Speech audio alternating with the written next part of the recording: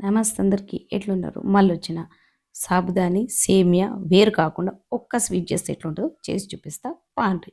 ఒక బౌల్ నిండా సాబుదాని తీసుకొని కడిగి నీళ్లు పోసి అర్ధగంట నానబెట్టాలి. గిన్నెల 2 టీ స్పూన్ల నెయ్యి పోసి డ్రై ఫ్రూట్స్ వేసి వేయించి పక్కన పెట్టి అదే గిన్నెల ఇంకో టీ స్పూన్ నెయ్యి వేసి అదే బౌల్‌తోని సేమియా వేసి ఫ్రై చేసి పక్కన పెట్టి గిన్నెల మళ్ళా అదే బౌల్‌తోని 6 గ్లాసుల నీళ్ళు పోయాలి. వీడియోలో 4 గ్లాసులు చూపించిన. కానీ 6 గ్లాసుల నీళ్ళు పోయాలి.